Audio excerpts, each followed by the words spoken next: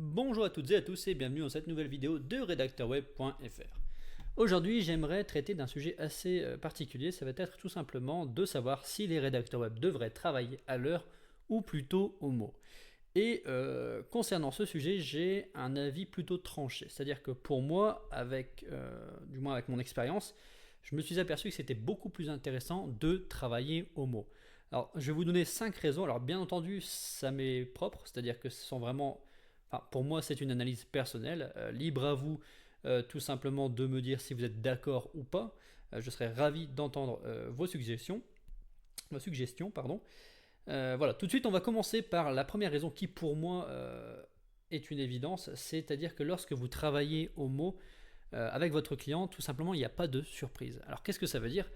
Ça veut tout simplement dire que lorsque votre client va vous attribuer un article, vous n'allez pas lui dire par exemple, je vais mettre 2 heures pour le faire, et au final, eh bien, vous allez voir que ça va demander un petit peu plus de recherche, ou le sujet est un petit peu plus technique, et de ce fait-là, vous allez mettre 3 heures.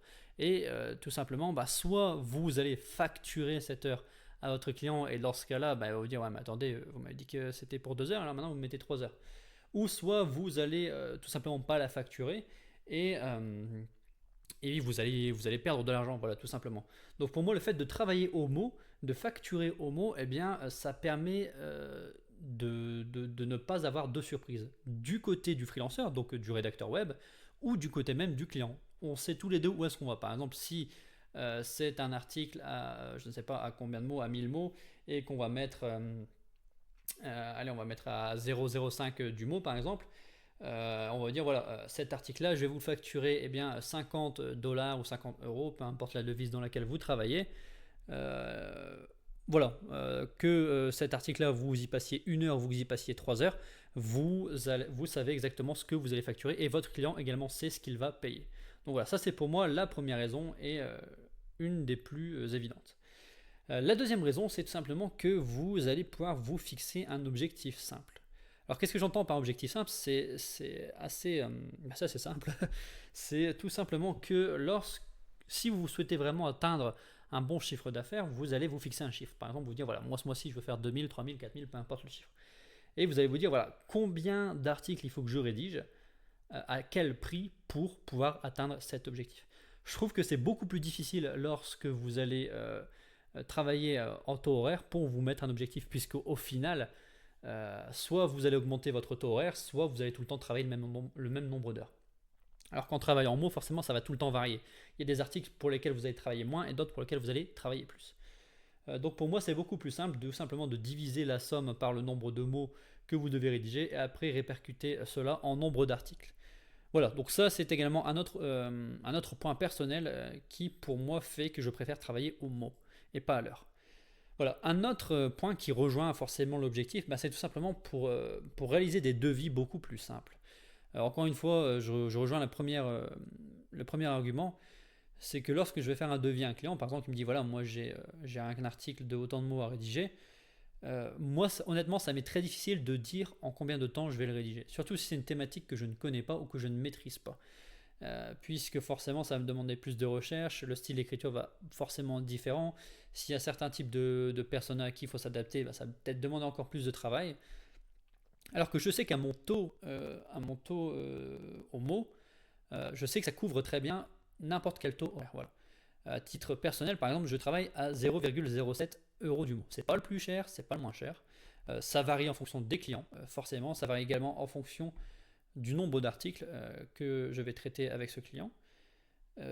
Et ça m'est beaucoup plus simple de créer un devis en disant il y a combien d'articles, à combien de mots, bam bam bam, je fais le devis et je sais très bien que je ne vais pas perdre en argent ni en temps. Voilà. Ça c'est pour moi encore une fois beaucoup plus simple de créer un devis plutôt que de dire là je vais mettre autant d'heures, tac tac tac, sans pour autant être sûr et peut-être y perdre à la fin. Voilà, donc en clair vous savez où vous allez. Avant-dernière raison, c'était tout simplement que vous allez pouvoir négocier beaucoup plus facilement. Qu'est-ce que j'entends par là? Eh bien, tout simplement, lorsque vous allez avoir un client qui va avoir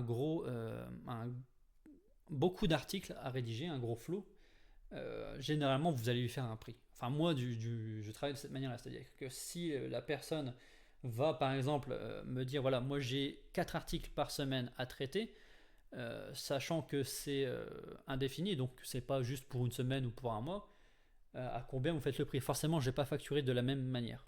Surtout si c'est un nombre de mots du style à 2000 mots. Puisqu'on va arriver à du 8000 mots par semaine, forcément ça va être différent.